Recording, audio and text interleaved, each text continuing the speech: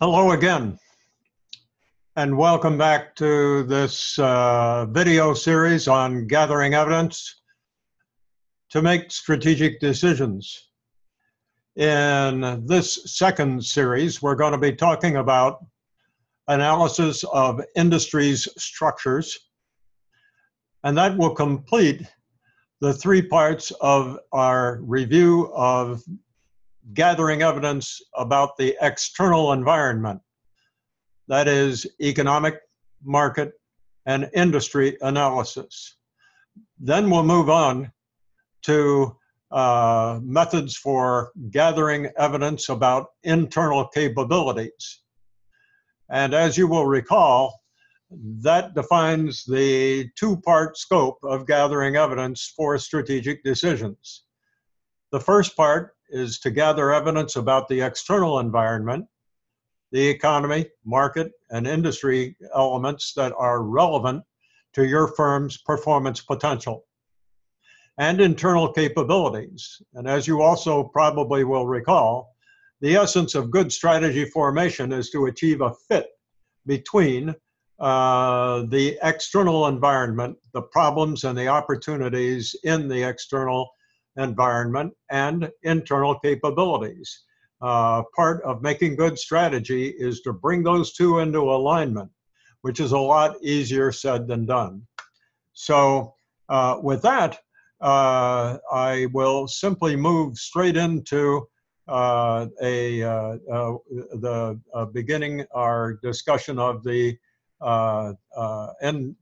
industry analysis, and we'll get going here. Okay, so the scope of industry assessment or industry analysis that we're going to look at could involve a whole lot of things. And when we analyze an industry, when we're starting out to analyze an industry, there are a number of things that we can look for and think about analyzing.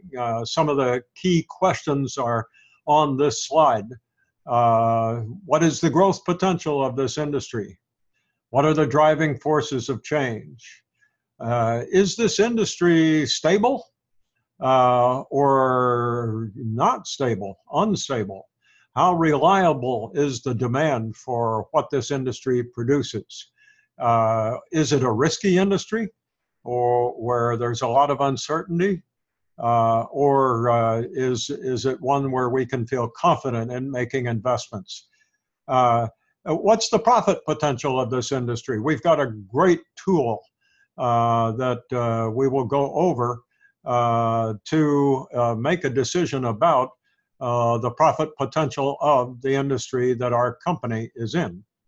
And then we can go further and to examine different groups within the industry. Some industries break apart into groups such as the discount airlines, regional airlines, full service airlines, international airlines, and so forth.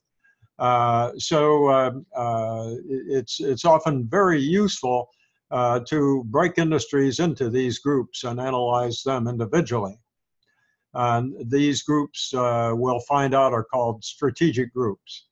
Of course, we need to analyze the competitors in the industry, particularly those in the group where our company is located and the ones that we compete with most directly. But there are some other approaches to competitor analysis that we will review as well.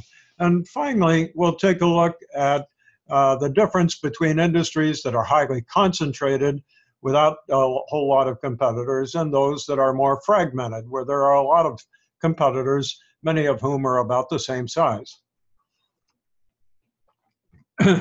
So here we go. And here's the first item.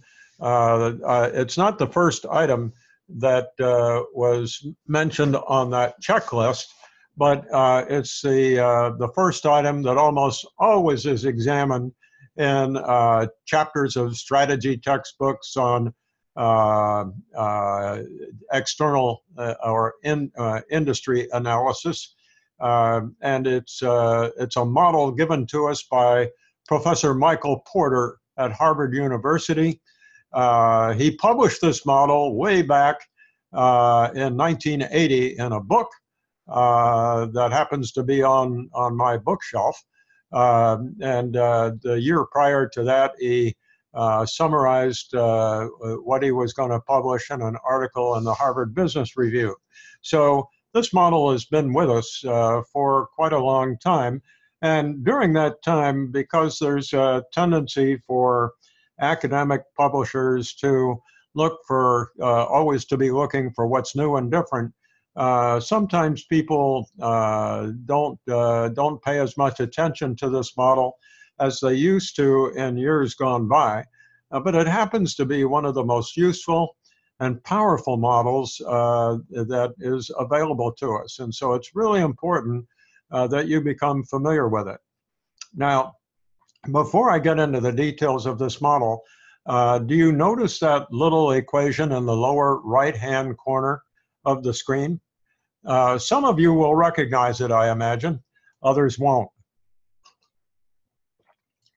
In fact, it's the equation given to us by Albert Einstein, a true genius, a physicist, who solved the problem, what is the relationship between energy and matter?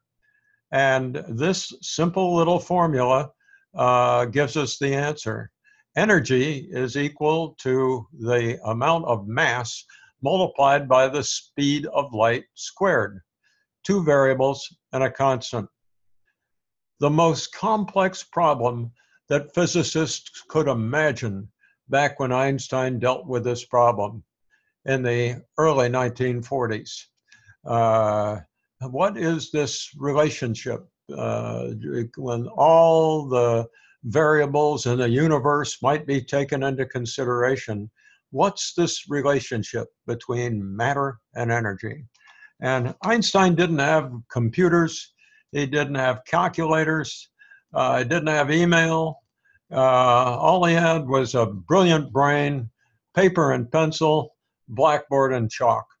And he reasoned that energy equals the product of multiplying mass times the square of the speed of light. A remarkable discovery, which among other things was related to development of the atomic bomb, a very powerful model. Now, why am I showing you this in a business course? The answer is very, very, interesting, I think. Have you ever noticed how the most brilliant minds are able sometimes to take complex problems and boil them down into simple terms that even you and I can understand? Have you ever noticed that the really smart ones, they're the ones who can make it simple for you and me because they understand it so well? Well, Michael Porter may not be Albert Einstein, but he came up with 5 economic variables. And he discovered that if you and I can understand these 5 economic variables that describe an industry, that we can understand the profit potential of an industry. Porter happened to describe that profit potential as the attractiveness of industries. So if we can understand these 5 forces, these 5 economic forces that push down profitability, that limit profitability of a whole industry, not a single company, not a market, a whole industry. But if we can do that, we can understand the profit potential of that industry. And that would give us, as strategic planners, tremendous insight into the problems and opportunities of that industry, and even enable us to decide whether to invest in that industry or not. So this is an extremely important, useful model. And the very core of this model is in the center, and that is competitive rivalry. Now, before I go any further, let me admit right up front that I unabashedly copied this graphic from Wikipedia. As I mentioned, Porter's book and his article are on my bookshelf, and Porter's graphic to describe this model doesn't look anything like this one that I got from Wikipedia. However, this one is much more colorful and brilliant, and it's easier to read, and so I've used it rather than Porter's graphic model for purposes of this video. So credit to Wikipedia. All right, back to competitive rivalry. And I might add that this has been, this model has been confirmed by empirical research. And we get a relationship like this. You can see that the x-axis is the intensity of rivalry. And we do have ways to measure the intensity of rivalry in industries. And the y-axis is the rate of return on invested capital in an industry. It's a measure of profitability.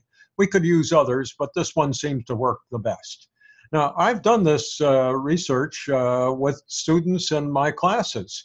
The students go out and gather data from Standard & Poor's or some other source to get the average rate of return on invested capital of various industries. And we put them on a plot kind of like this. And they may not line up perfectly on a line like this one, but long story short, as rivalry goes up, profitability, or rate of return in this case, goes down. And the industries line up very neatly in a relationship like this. I've done this several times with my classes. The results are always the same. It's quite remarkable. So we can simply conclude that there's this inverse relationship between the intensity of rivalry or competition, if you will, between firms in an industry and the profit potential of that industry. So, and you can reason it through by common sense if you want to. Supposing that competition or rivalry is very intense and you want to get more business, you want to get a higher market share. How are you going to do that? Well, one way you could do it is have a sale, lower the price. Another would be to incur expenses to advertise or more, or engage in more marketing expenses, or give more costly features such as higher warranty. Or you could invest a lot of money in developing new products. So either your price comes down or your cost goes up. If your price comes down and your cost doesn't change, the profit margin goes down. If your price doesn't change and the costs go up, the profit margin goes down. No doubt about it, as rivalry goes up, profit goes down in this industry. Now, once that's established, we have, but we really want to know as industry analysts and planning departments, just how intensive is the competition or rivalry in an industry that we might be thinking about entering, or in a particular group of an industry that we might be thinking about entering, or that we're already involved in for that matter. Now, all the other four forces modify this core force of rivalry. They're going to modify the effect of rivalry on profit potential. Let's take that purple one, the threat of new entrants. What would that represent? New companies coming into the industry, right? Well, if new companies come into the industry, essentially the capacity of the industry to produce the products or service that that industry produces is going to go up.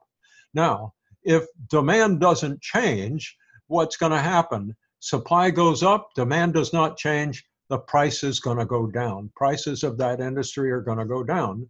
Now, there are ways that we could block new entrants from coming into this industry. We could tie up all the distributors in the industry.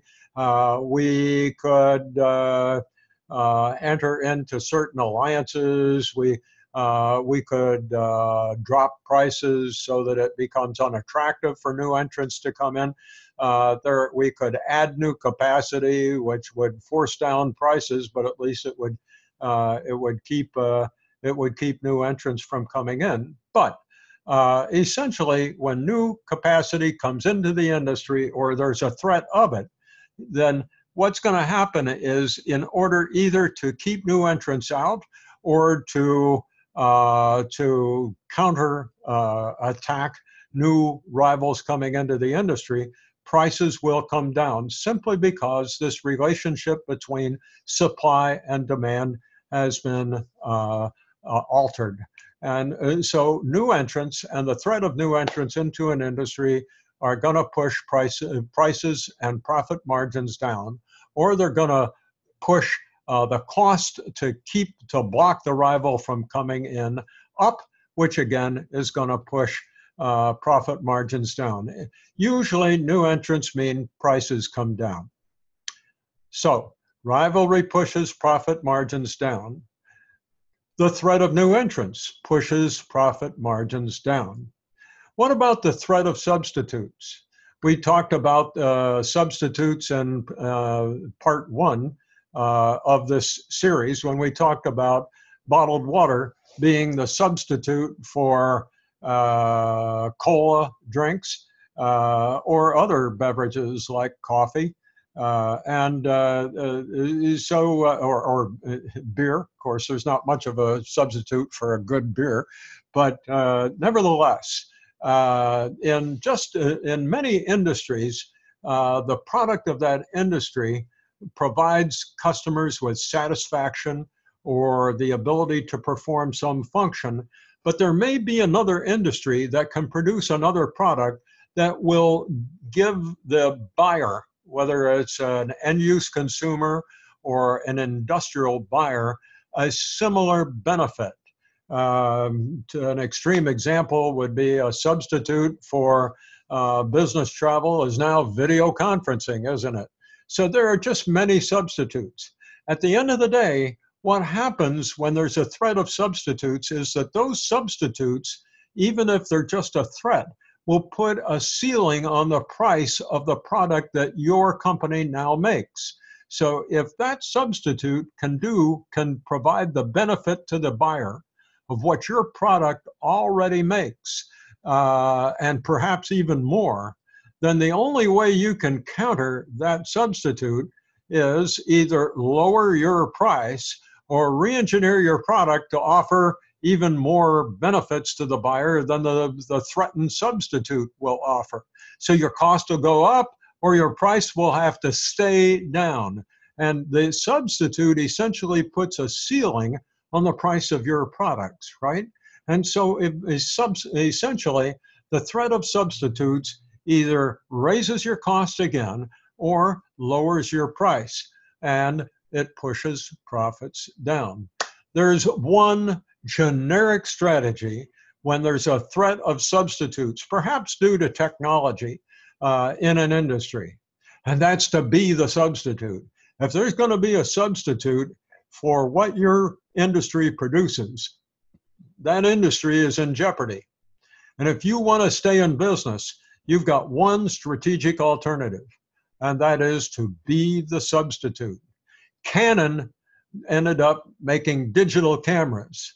Kodak could have made digital cameras. They had developed digital cameras, but they saw those digital cameras as rivals rather than substitutes, as competitors to the cameras and the film that they already made. And so they delayed developing new digital cameras. Eventually they came out with digital cameras, but it was too late. Kodak doesn't exist anymore, went into bankruptcy. Canon was the substitute, and other digital cameras were. So if there's a threat of substitutes, one strategy: be the substitute. Don't wait. There's an old saying that somebody used to say to me and joking. They said, "Do unto others as they would do unto you, but do it first." So that's a little play on the golden rule. So here we have three of Porter's forces: the and competitive rivalry, the threat of new entrants, the threat of substitutes. And they all push profit down, don't they? Now, supposing that buyers, the bargaining power of customers is high, maybe there are fewer customers than there are suppliers. Maybe it simply is possible for Mrs. Smith to take a look at a product in a department store and then walk across the street and look at that same product at another store, and so on, until she gets to Walmart, where they have everyday low prices, or even goes to Amazon, a substitute, right? A substitute for conventional retail stores. And eventually Mrs. Smith purchases the product for the lowest price available. That is to say, she has substitute options. And when customers have substitute options, and they can choose from multiple alternatives, then they are said to have bargaining power. They can negotiate either implicitly or explicitly for lower prices. And when that happens, of course, the industry that's trying to sell its products is going to have to compete by lowering price or improving the product or the ancillary services that go along with their product, so that Mrs. Smith is willing to pay the price, maybe even a little higher price, to get the added value that your company offers. More often than not, when customers have switching power, the result is lower prices. And so here we have the fourth of Porter's 5 forces, pushing profit down. And finally, the bargaining power of suppliers. So if there are very few suppliers of a particular material that several companies in your industry require in order to make the product, then those suppliers have the bargaining advantage, don't they? And they can hold their prices up. So you, as a buyer from that supplier, either have to meet the price demand or perhaps re-engineer your product to use other materials, in which case you may come up with a substitute. But the costliness of going through all that effort is going to reduce your profit margin anyway. In the meantime, you're going to have to raise your cost to meet that supplier's price. And regrettably, you know, if there are a lot of companies in your industry, then if you raise your price to offset the rising price of the material that you buy, and your competitors don't raise their prices, you're probably out of business. So the long story short, when the suppliers have bargaining power, that presses profitability of an industry down. So here we have the 5 forces of Porter's model. And quite remarkably, when Porter wrote about this model, he had not done empirical research. He simply reasoned it through. And that's exactly what Einstein did when he figured out the relationship between energy and matter. Later on, Einstein did some more research. It's rather interesting how these brilliant minds work. Einstein did some calculations to figure out the orbits of planets around the sun. And he kept calculating and calculating and calculating, and no matter how he calculated, it didn't come out right, until finally he figured out, golly, there must be another planet. And so, you know, at that time, 8 planets were known. What are they? Mercury, Venus, Earth, Mars, Jupiter, Saturn, Uranus, and Neptune. But they just didn't work out right. And then Einstein just came to the conclusion, there must be another planet. Its name was eventually named Pluto, and now people kind of wonder whether it's a planet or whether it's big enough to be a planet. But this sphere, this chunk of matter was out there, and Einstein simply announced from his calculations that if you were to train your telescopes at a particular location in the sky in a couple of years from when he made the announcement at the right time, you would find this other planet. And with that, he folded his papers and went on to the next project. And everybody said, "Oh, now come on, you can't do that." And a couple of years later, everybody went out to the mountains and trained their telescopes out there to prove Einstein wrong, and there was Pluto. So a brilliant mind like this, like Einstein and like Porter, has the ability to conduct intellectual experiments. And this is what Porter has done. Later on, much of this model has been proved empirically, but Porter knew it was right when he wrote it. And then he left it for the rest of us to find out why. So that's why this has been such a remarkable accomplishment by Porter, the economist. Porter didn't know at the time that he was going to be one of the most influential theorists in strategic management. He has a degree in economics from Penn State University. Never thought he was going to be a strategic a strategist, and yet became one of the most famous strategists. Okay, so we have two uses for this model that Porter gave us, basically. One is simply to assess the profit potential of an industry, not a market, not an individual company, but the profit potential of the industry as a whole. Now, having done that, if we're going to be in that industry, either make a decision to get into it, or if we're already in it, and we see that one or two of these forces is extremely strong, then we now have information with which to establish priorities for forming strategy. So the second use of Porter's model is to identify strategic priorities for responding to the strongest of Porter's 5 forces, because those forces suppress profitability, and unless we've come up with a way to offset those forces or go around them or to neutralize them, then they're going to impair our ability to make a profit if we participate in this industry or have the intention of doing so. So we've seen that little graph already. Let me show you this one.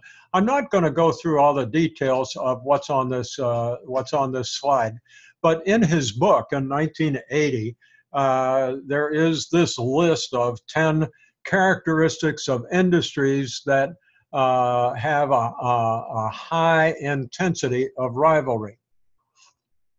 And I might add that there's an overlap between some of these factors and the other 4 forces.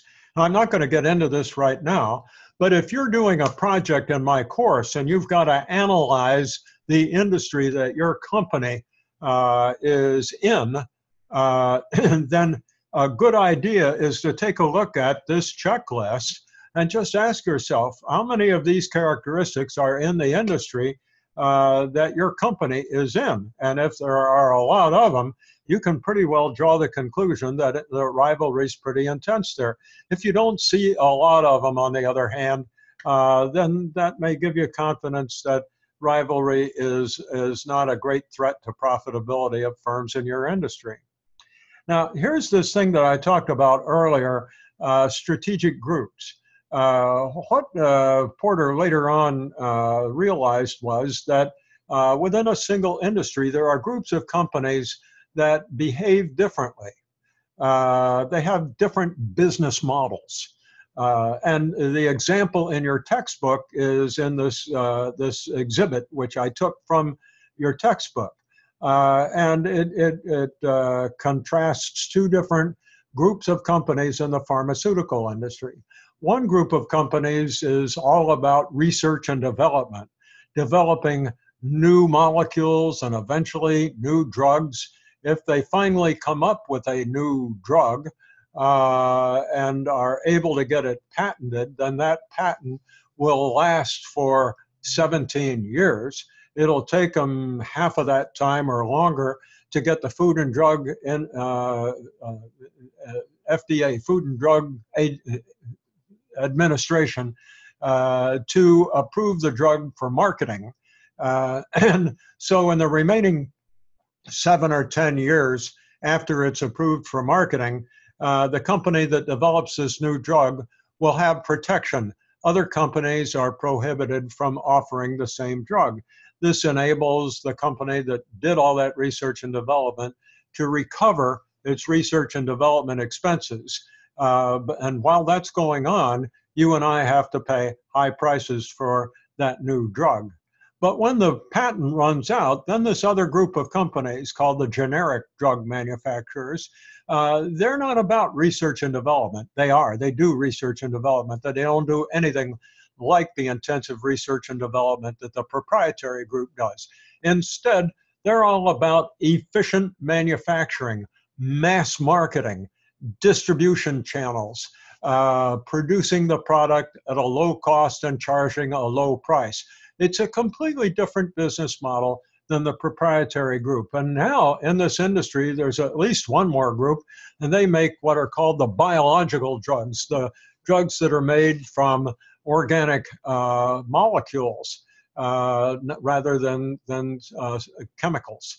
And each one of these groups, Porter discovered, has different loadings on the 5 forces.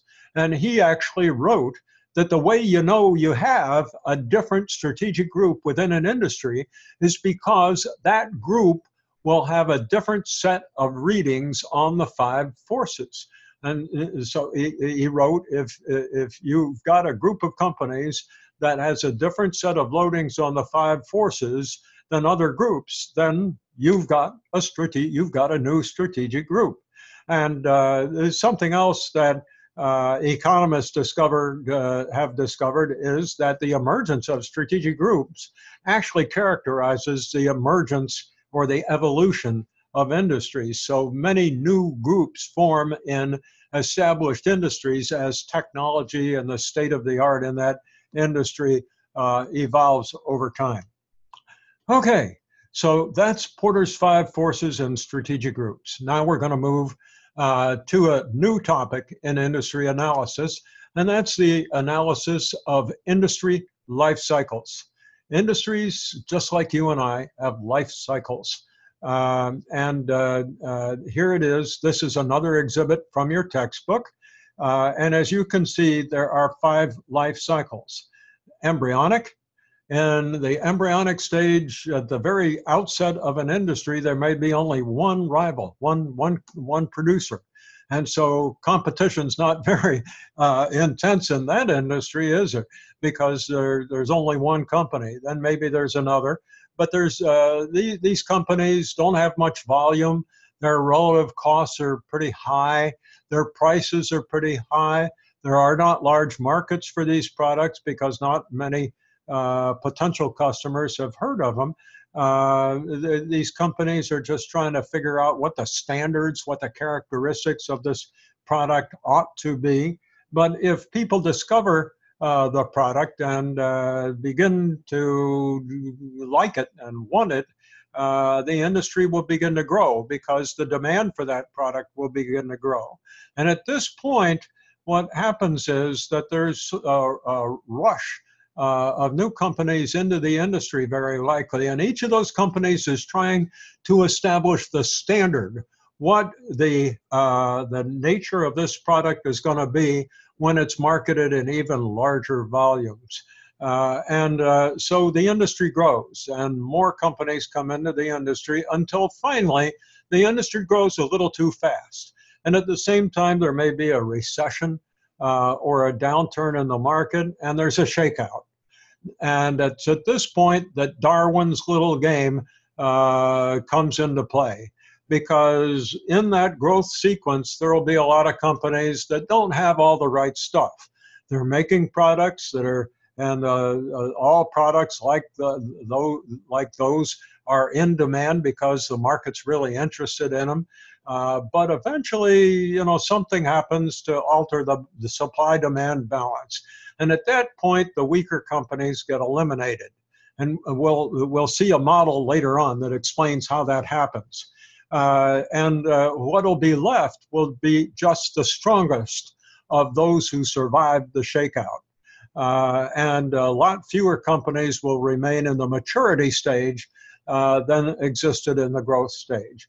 There will be a leader, maybe a couple, but usually one, and there will be a small number of other firms that take up positions around the leader to supply demands of niches of customers, pockets of demand with very specialized characteristics that the leader with large volume doesn't want to waste resources on. It wants to go for the high volume stuff.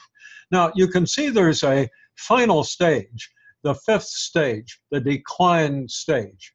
But look out. Most people think that that stage always occurs, but it doesn't always. The industry that produces soap has been around for a long time. I don't know about you, but I intend to continue using soap. So that industry is mature. You know, you've got Lever Brothers and Colgate and, you know, Procter and Gamble, and they just keep turning out soap, and you and I keep using it in the shower and, you know, clean up in the morning or whenever we clean up. And we're going to keep using it. I don't know about you, but I am. So that industry does not decline. It simply stays mature. It remains mature. If somebody reinvents an industry, not soap, but something else, like digital storage devices that used to be in floppy disks, remember that? And then they went to CDs, and now they're flash drives. And so when an industry gets reinvented, and a substitution, a technology substitution occurs, then this life cycle can start all over again. So it just what you're looking at on the screen isn't all there is. Life cycles can be regenerated, or they can simply plateau out at the growth stage. But if they recycle, they go through something like embryonic growth, shakeout, and maturity again. In any event, this is the industry life cycle. And another famous strategist by the name of Charles Hoffer at Harvard wrote a very famous paper in 1978, I believe. And what Hoffer wrote was that the appropriate focus or priority on strategy differs at each one of these stages. And again, I won't go into all the details, but you can just imagine that the priorities, the strategy priorities of a company at the growth stage will be aimed at growth, at product development, at efficiency, at market share, gaining higher market shares in the hope of being the leader. On the other hand, in the mature stage, that leader now is interested in efficiencies, not necessarily the same thing. It wasn't really interested in efficiency of production, just volume of production in the growth stage. Now in the maturity stage, they're interested in efficiency of production, lowering costs, maximizing profit, maybe anticipating what the next technological repetition of the life cycle will be. But the strategy priorities will differ at each stage of the life cycle. And this gave birth to what we call today the contingency theory of strategy, meaning that depending upon the conditions of the company and its industry, as well as the rest of the external environment, what's appropriate strategy for one company may not be appropriate strategy for another. And in the case of what Hoffer wrote, the appropriate strategy will differ depending upon the cycle stage that the company is in. And of course, that life cycle of an industry is going to change over time. And so strategy has to change over time as well. Okay, this slide essentially says what I just said. Maybe the only important thing here for me to repeat is that third bullet. And that is that in the shakeout stage, that's when things, when Darwin's little game really comes into play. And it's in the shakeout stage that rivalry becomes much more intense, and it's a matter of the survival of the fittest. Some firms will not be fit to survive. And again, we've got a little model later on to explain how that works. Okay, so if I go back for a moment and look at this slide, at this shape, and then this one, you see they're upside down, right? This shape is the reverse of that, or the inverse of that shape. And this curve portrays the learning process of firms in an industry. When firms get into the industry early on, they have relatively high costs because they don't have a lot of volume and they don't have a lot of experience at making this product. But over time, they gain experience and they learn. And as a result, their unit costs come down. Now, later on, and when we're in the growth stage, other firms will come in. And so when the first mover is down at this stage here, maybe another second mover comes in. And when the second mover comes in, the first mover has a competitive advantage. It has a cost advantage. Its cost is lower than the first mover. And as the first mover moves down, there will be second and third and fourth entrants into the industry. And if the technology, the basic technology of the product and its manufacturing doesn't change, then by virtue of its experience and what the first mover learns, it will continue to have a competitive cost advantage. The second mover then has a competitive advantage over the third and fourth movers and so forth. And that goes on for a while, but it doesn't go on forever, does it? Because you see, eventually, this curve flattens out, doesn't it?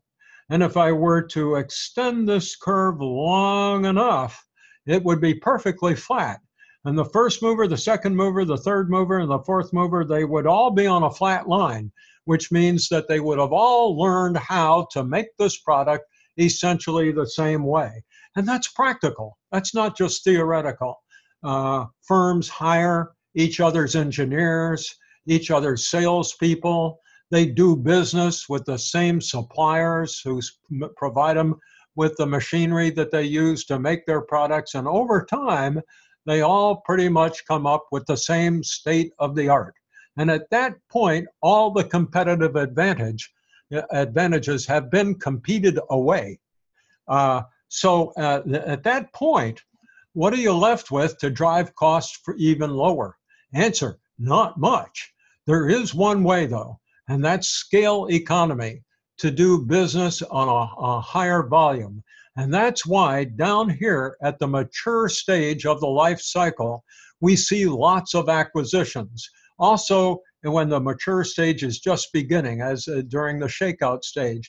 And so bigger companies, healthier companies, acquire smaller and less healthy companies. And those less healthy companies want to get out because they know they're beat. And so down here at the very end of the experience or learning curve, we see acquisitions where the leaders take up their position because they become much larger than their rivals by virtue of these acquisitions. And through scale, they're able to eliminate duplicate management, duplicate information technology, duplicate law firms, accounting firms, duplicate sales forces, and on and on and on.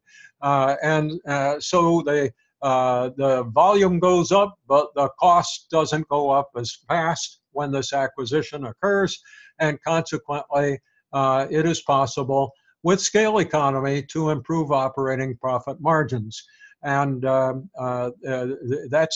once we've gotten down to the bottom of this experience curve, that's about the only way we're going to drive costs down further, except with radical technology to reinvent the whole product and the industry's entire business model. And then we'll start the life cycle curve all over again. Okay, now, three guys at a consulting firm wrote an interesting paper recently. And what they discovered was that what I told you isn't perfectly accurate. And if we follow this curve, we can see that initially in the opening stage, in the embryonic stage, we see that the concentration of an industry goes down because more firms come into the industry. It becomes more fragmented. But over time, pretty soon, when the growth stage starts, what they discovered was that acquisitions start to occur earlier than we used to think. But they demonstrated that it's early on in the growth stage that companies are looking for scale to get larger in order to do things that they won't necessarily be doing in later stages, but they can do them better if they're bigger and have more resources to work with. Later on, they begin to focus on specific product types and categories and maybe market niches, but more likely product categories. And they're doing acquisitions again, but in this case, they're doing acquisitions to gain new kinds of knowledge and technology in order to offer more varieties of product or service. And then finally, balance and maybe not even acquisitions, but moving into alliances as well as acquisitions and until the top of the maturity stage has occurred. Now, these guys have their curve turning down.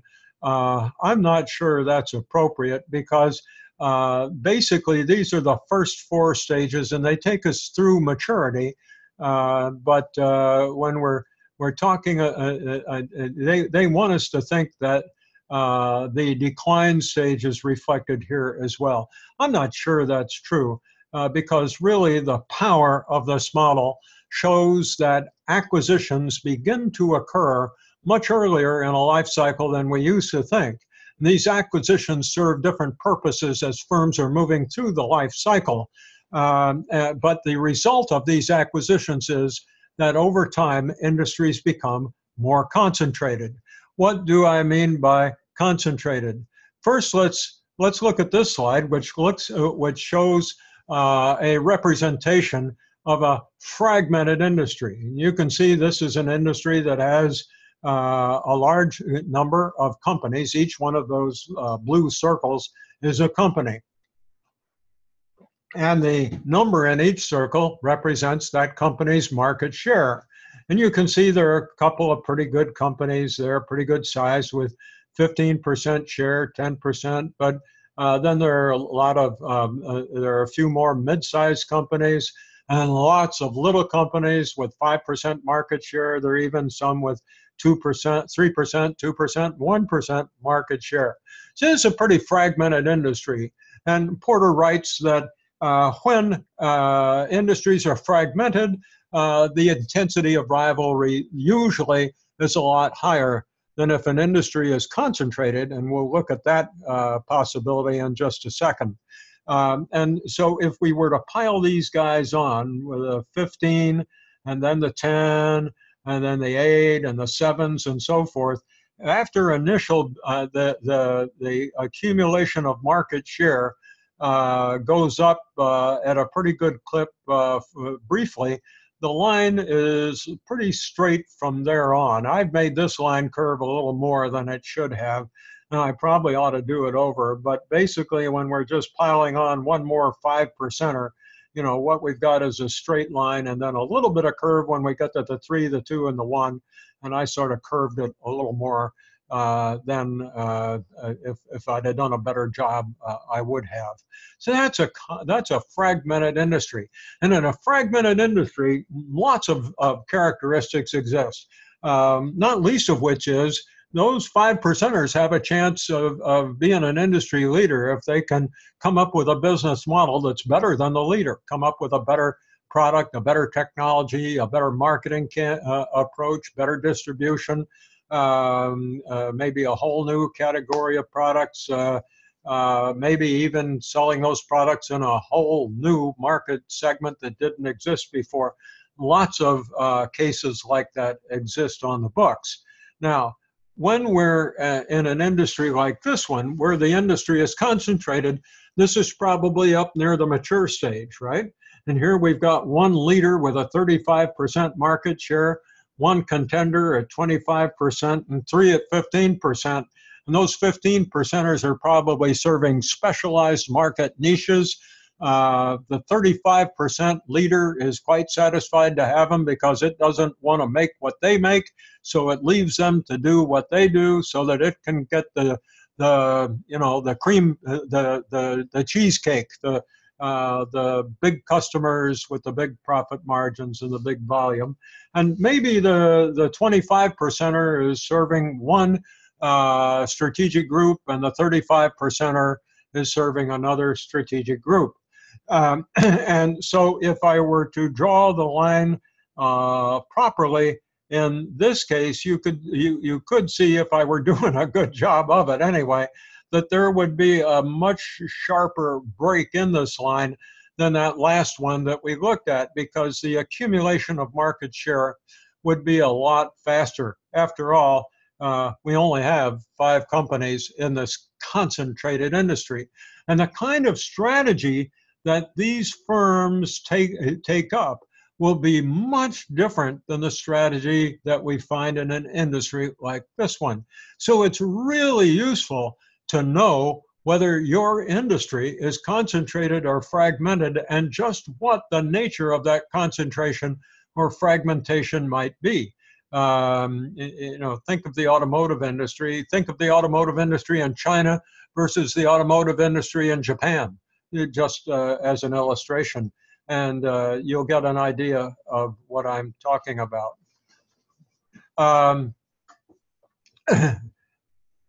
Okay, so let's now look at this slide, which talks about industry concentration ratios.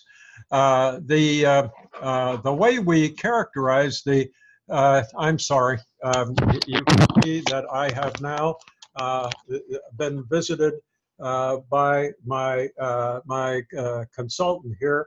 My consultant's name is Waffles, and he has learned how to break into my office. And he knows that when I'm on this device here, he's got the advantage of me. The only way I can get Waffles to get out of my lap is to pay his ransom. And so I'm going to do that. I'm going to pay his ransom, and then this silly animal will leave me alone. So pardon me just a minute. Okay, here we go. This is my collection of dog treats, and you can see how well behaved he is when he's looking forward to getting one. And now he'll probably, okay, are you happy now? Okay, okay, there you go. Fine. There, we hope that'll satisfy him. So we can now get back to this discussion of industry concentration. The way we characterize the concentration of an industry is by taking a look at the market shares of the rivals in an industry. A very simple way to do it is to compute what's called the concentration ratio, which is just the sum of the largest few firms in the industry. Normally, it's the largest 4. But if you're in an industry that's really concentrated, maybe there are only 5 companies in the industry, and you hardly have to calculate an industry ratio to find out that that industry is concentrated, because there's so few companies in it. So if we take a look at this concentrated industry, we have 35 plus 25, that's 60, right? Plus 15, which is 75, and 85. Of course, I could have done that just by subtracting 15 from 100. But if we take a look at the guidelines, we're told that if a concentration ratio is greater than 40, the industry is concentrated. If it's less than 40, then it's not. So you can try that here. Rather interesting. We get pretty close to concentration in this industry. 10 and 15 are 25. Plus 15 are 40. Those are the top four. So this industry is moderately concentrated. It's right on the borderline, even though I tried to make it look fragmented. Now, the problem is that some industries have a lot of competitors, and so the four largest firms' market shares can be summed, and you get a reasonably good answer. If you've got a very few or a smaller number of competitors, then maybe you want to use a smaller number than four to sum. If it's a huge industry with many, many competitors, you may want to use more than four. It's a very inexact approach. And so the government, when the Justice Department tries to decide whether an acquisition is going to make an industry too concentrated to limit competition, it uses something called the Herfindahl-Hirschman Index. And in this method, all the market shares of all the firms in the industry are squared. So if a company has a market share of 5%, 5 times 5 is 25. And you add them all up, all the squared market shares. And if you get a sum of squared market shares less than 100, that industry is very competitive and it's highly fragmented. On the other hand, if you get up to, if you're under 1,000, you can usually conclude that the industry is not concentrated. Between 1,000 and 1,800, the industry is moderately concentrated. Over 1,800, it's concentrated. So let's say that, and I might add, I've been in this position. I've done many acquisitions for my clients. And we always know that the Justice Department, as a matter of fact, we often had to file a report to the Justice Department and the Antitrust Department or division of the department and report our market share and probably give information about the market. But the Justice Department has its own analysts, and they calculate the Herfindahl-Hirschman Index. And let's say that the index before an acquisition that I proposed would have been, let's say 1,000. I'm sorry, let's call it 1,800. There we go. Moderately concentrated, or perhaps, I know, let's say that it was at 1,500. So it was moderately concentrated. And after this acquisition is done, the concentration ratio would have been, or index would have been 2,200. The Justice Department would file a lawsuit blocking that acquisition. And its rationale would be that the acquisition would make the industry so concentrated that competition in the industry would be unfair to the consumers. The consumers wouldn't have a reasonable choice. It would be almost like a monopoly. And so the U.S. government's antitrust department or division of the Justice Department uses the Herfindahl-Hirschman Index to decide whether it's going to attempt to block an acquisition. And this happens quite a lot. And this is the tool that the Justice Department uses. So now you know it. This is how we describe or characterize industry concentration. All right. Now, the next step in an industry comparative analysis or an industry analysis is to do a comparative financial analysis. And it's extremely important to do this. You as the planning analyst, the strategic planning analyst, really need to compare the income statements, balance sheets, and cash flow statements of rivals. It's very helpful, as I pointed out earlier, to compare winners and losers.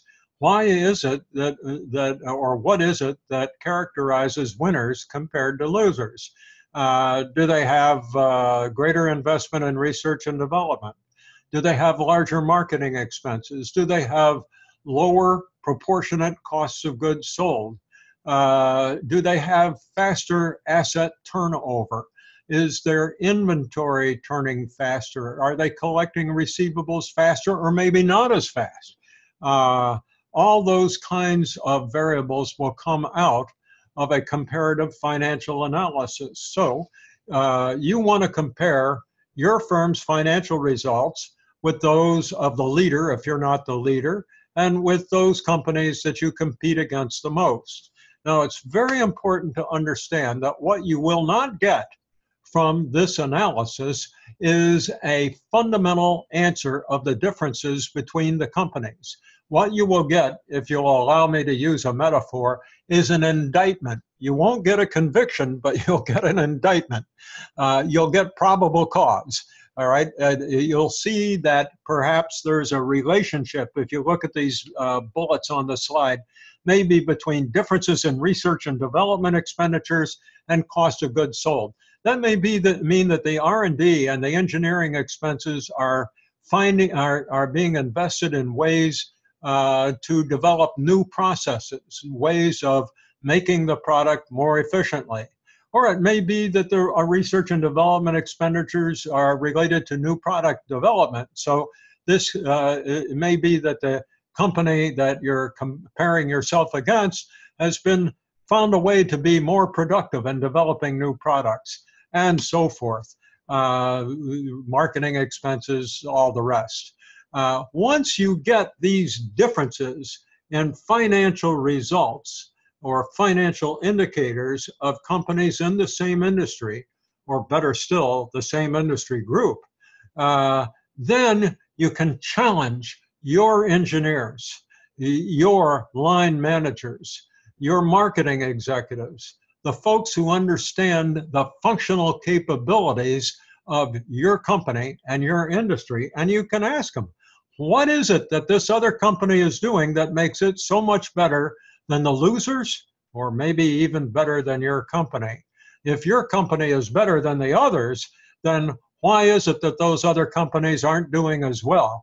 And if we can learn what it is that they are functionally not doing as well as we are, maybe we can fashion a strategy to hammer them real good by taking advantage of their weaknesses. It all starts with this comparative financial analysis. Ladies and gentlemen, I can tell you, having visited many, many companies over my career, that the vast multitude of companies don't do this kind of analysis to the extent that is possible, and the amount of intelligence that they are leaving on the table by not doing this kind of analysis is just massive.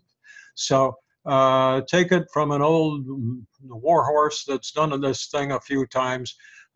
This is a really good thing to do. All right. Now here, remember I told you that I could explain to you how this weeding out process in the shakeout stage occurs. Here's something that also reflects what I and my partners in our consulting firm learned as over the years of our experience. And I guess maybe this came out of my experience primarily, and I guess I published it in one of the books that I published.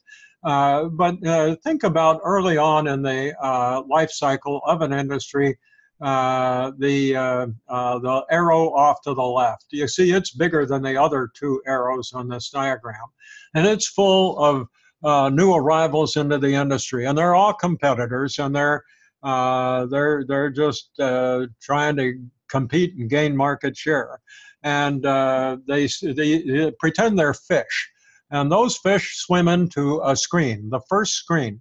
And that screen is called critical failure factors, CFFs. And critical failure factors are the pitfalls that companies fall into because they don't have the right stuff in Darwin's little game. Or they don't they may not have either the right functional capabilities or strong enough capabilities, or they may fall into these pitfalls. They may make mistakes, common mistakes, because they don't have the right stuff. If they don't have these minimum requirements, then they're going to be weeded out when the market turns down, when there's a recession, when the industry begins to mature. And so the fish that make it through that screen, we can call contenders.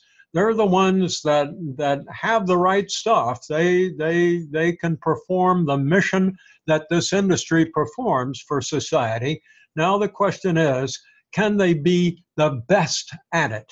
And the next screen that those fish have to make their way through is the screen of critical success factors.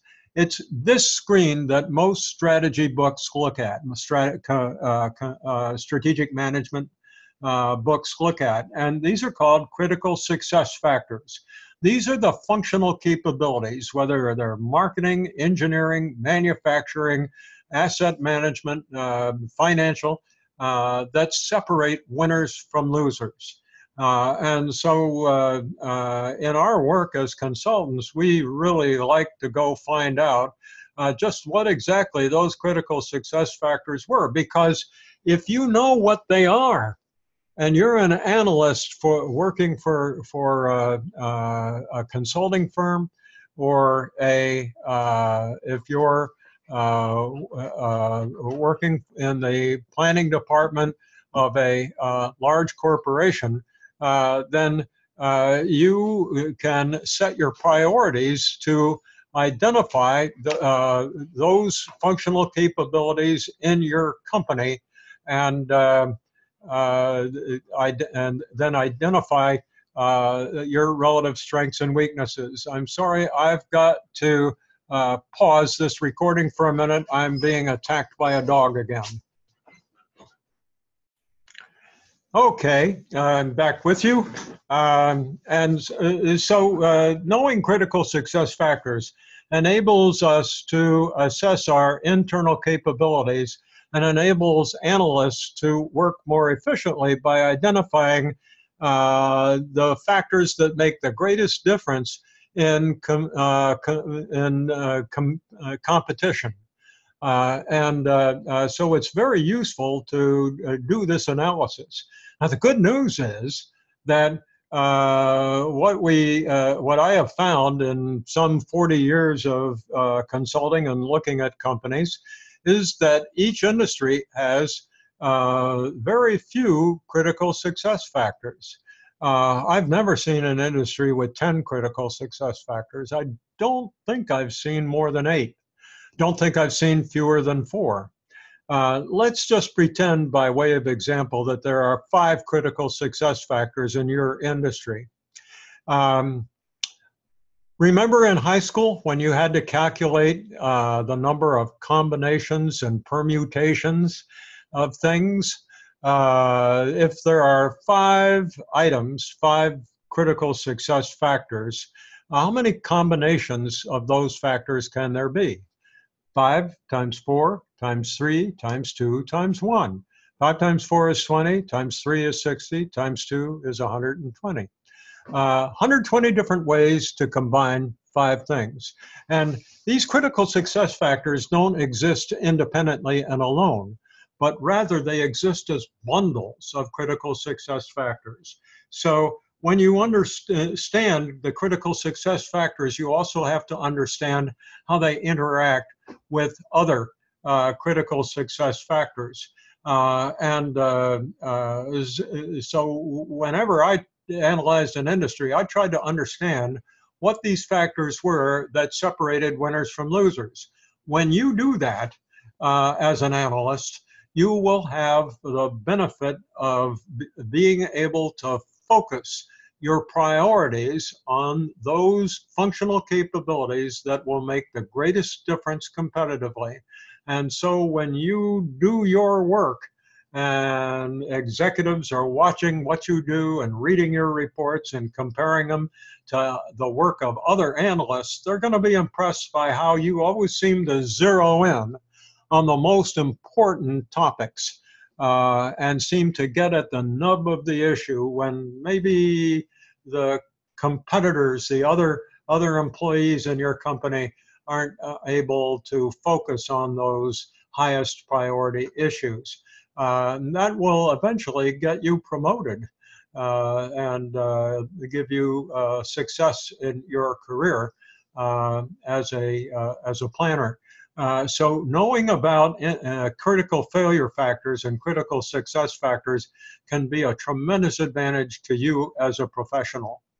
Well, that concludes then our work on the analysis of industry structure. And so now we're going to go from the external environment outside the firm to that firm in the middle, the individual firm and its capabilities, your firm and what it's able to do, what its functional capabilities are. There's a problem here that we have to come to grips with right away. And that is that you and I are human, and managers are human, and they're vulnerable to making judgmental errors because of intellectual bias. And at the back, I think, of chapter 1 in your textbook, there are a number, and I believe also in lecture 1, we talked about intellectual bias. For instance, escalating commitment, the bias of generalization, by way of example, and so forth. It's often very difficult for managers to assess their own strengths and weaknesses. That's why, among other things, they'll hire consultants who hopefully are objective and don't have this bias. It's awfully difficult. I know that when I would visit companies for the first time and I'd go interview top management and I'd ask them what seems to be the problem, very often they say it's those people down there. They just don't know what they're doing. You know, we need training. These folks need to know how to do their jobs better. And then I'd go down on the floor, on the factory floor, and I'd talk to the foreman and or the sales managers out in the field, and I'd say, "What's the problem?" And they said, "Those guys up there don't know what they're doing." You know, and if you talk to people who are middle managers, they're just pulling their hair out. They're saying, "Oh, those guys don't know what they're doing. Those people don't know what they're doing, and I don't know what I'm doing either." It's simply very difficult to be objective when we're assessing internal capabilities. And as a result, as it turns out, even though the internal capabilities are under our control and the external environment in the economy, market, and industry are not under our control, our sources of information about those things very often are much more objective than our sources of information about internal capabilities. And we try to deal with that problem by using lots of quantitative methods and mechanization wherever we can so that we can be more and more objective. Just the same, it is difficult for human beings to be objective when they're judging their own strengths and weaknesses and capabilities. Generally, here's a little framework that I use. It's just very, very simple. but it can start the mental wheels going, if you will. How would you judge your internal capabilities to do a particular thing? Marketing, production, engineering, and normally it would be to make a particular product, to do a particular kind of a function in a factory, and so forth. But we try to be specific as we can. And then, is the environment that we're doing these things favorable or not? If we're talking about selling a particular product, is the market favorable? Is competition intense or not? All those things that we looked at earlier. If we have strong capabilities in a favorable environment, we died and went to heaven. What we want to do is exploit that competitive advantage, invest in that part of our business so that we can maintain and expand that competitive advantage. We want to exploit it. On the other hand, supposing that our capabilities are weak and the environment that we're performing those capabilities is unfavorable. Now, we have a real problem. One, the best thing to do is, since even if we were to invest to improve those capabilities, the environment's unfavorable, right? So it might be that what we'd like to do instead is simply farm that work out, outsource it to another company which happens to specialize in this function, and let that company do this thing for our company. What if our capabilities are weak and yet the environment is favorable? We're in a favorable market. The industry is growing, whatever the reason might be. Or we see long-term potential in the market, even though we're not realizing benefits from it now. Now the question is, how do we deal with this problem? We probably want to invest to see if we can improve our capabilities.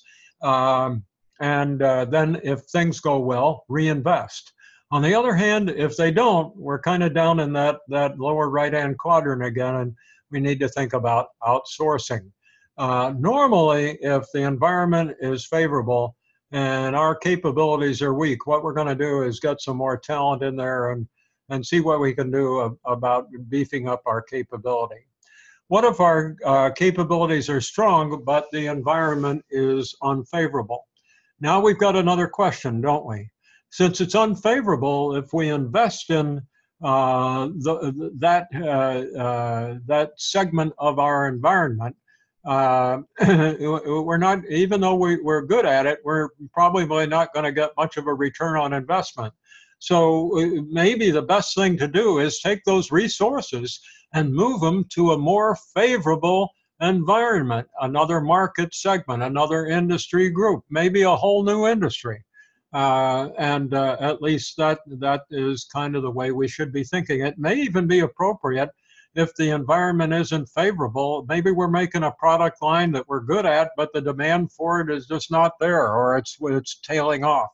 Maybe it's time to harvest that business, to wind it down slowly, draw cash out of it, and eventually sell the resources so that we can take the proceeds and put them in to a more favorable environment. So this is just a general kind of an approach that starts us thinking about where we are in this strategic game of trying to match our capabilities to the external environment.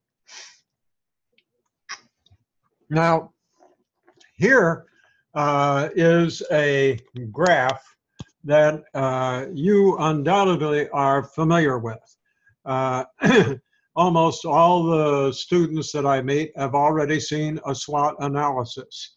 Not only that, they find this matrix in textbooks, and marketing textbooks and strategy textbooks. The bad news is we don't use this anymore.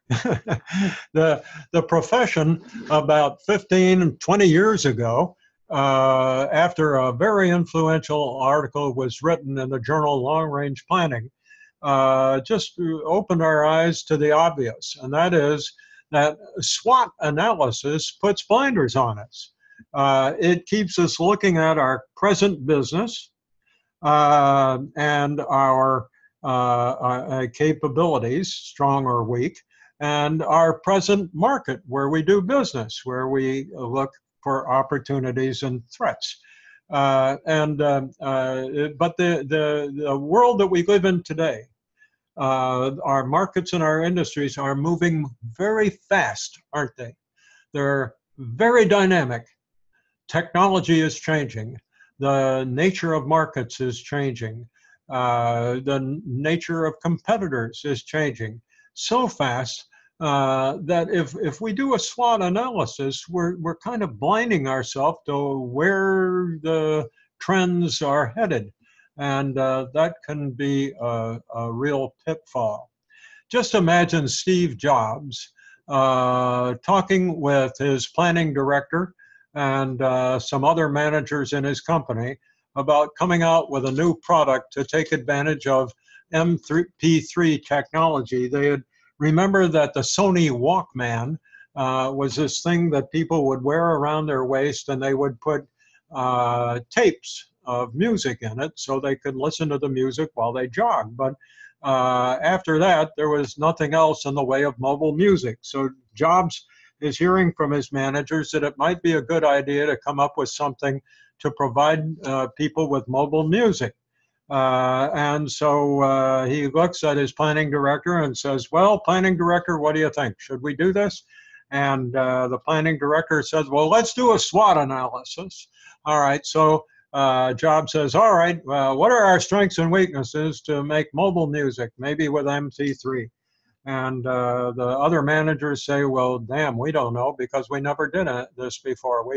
I have no idea. We don't do anything like that right now.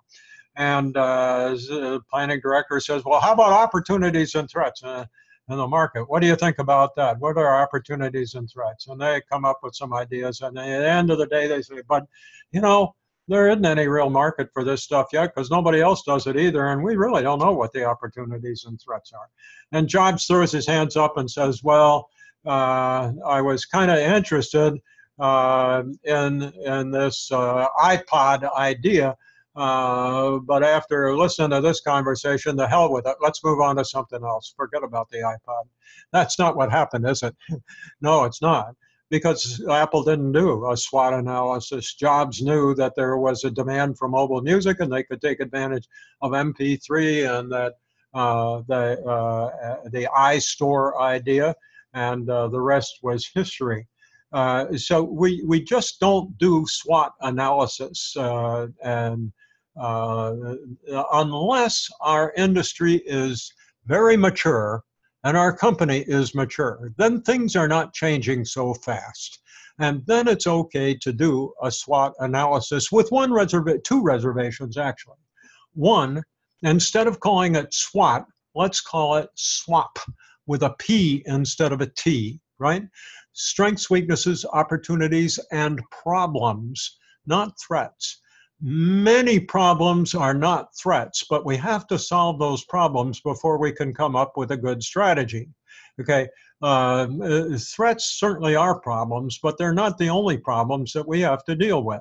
So we need to open it up and think about problems as opposed to opportunities. Secondly, once you've done put bullet points in each one of these cells in this matrix, now the question is, what are you going to do about it? How are you going to use your strengths and weaknesses to exploit opportunities or overcome or solve problems or overcome threats?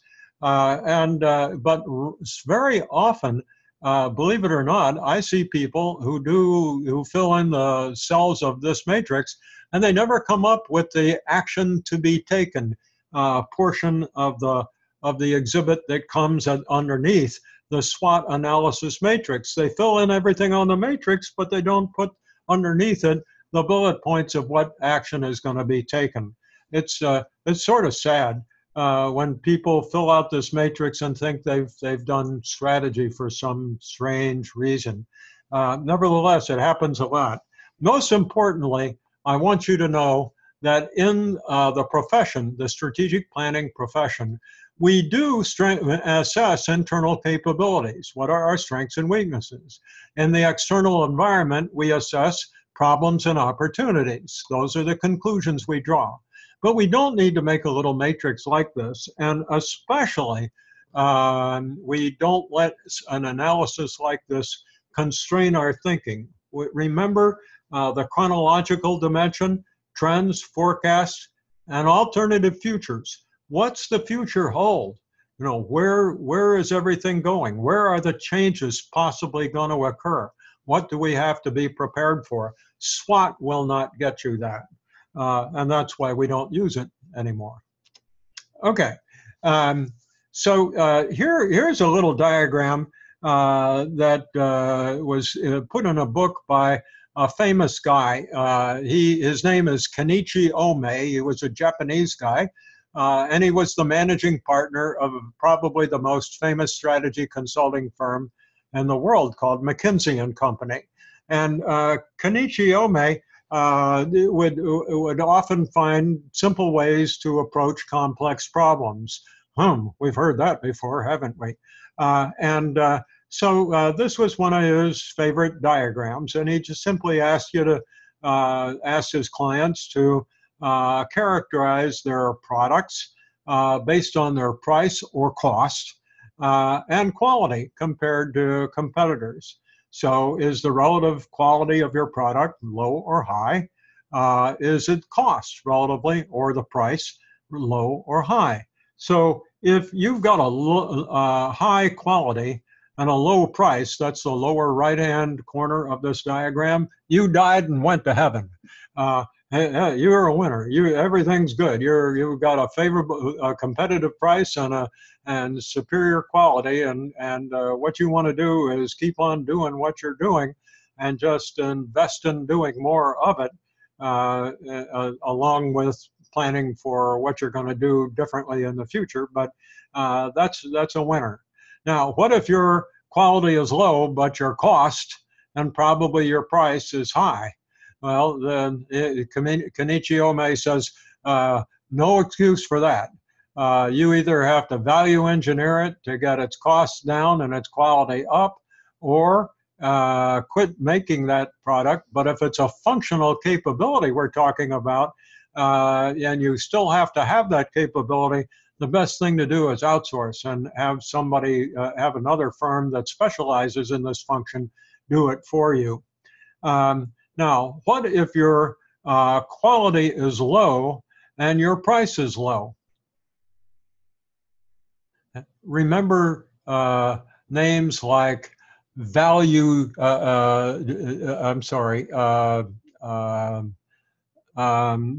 General, Dollar Tree, Walmart.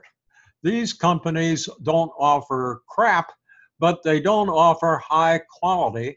They offer acceptable quality at low price, and you can promote that. Your advertisements don't say, buy my product, it's cheap and worth it. No, you don't do that. What you say is, we offer a great value here. You know, this is a good product and you can get it for a low price.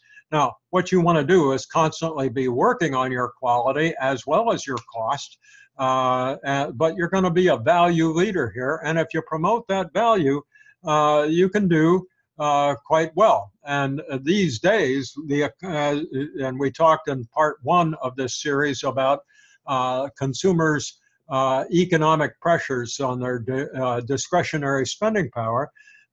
This is a very satisfactory approach to strategy. Now, it may be that you're offering very high quality and your costs are appropriately or accordingly high as well. Mercedes-Benz, Lexus, Maserati, you know, very expensive hotels and so forth.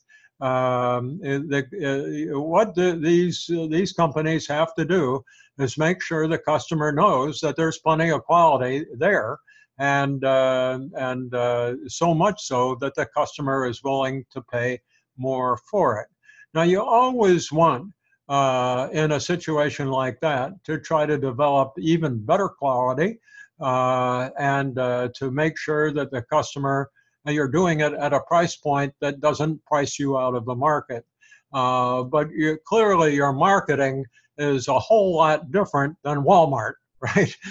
You're not saying buy my product, it's cheap and worth it. You're saying my product, buy my product, it's expensive and worth it. And more often than not, there's plenty of favorable response to that approach. But this is, again, is a very simple framework, just like this one that we looked at a minute ago. And the idea of these frameworks is just to get the ball rolling, just to get your thinking started. Now we're going to get into something a little bit more pointed. And that's to take a look at resources. Resources are the wherewithal of competitive advantage. When we implement strategy, we deploy resources. That's what we do.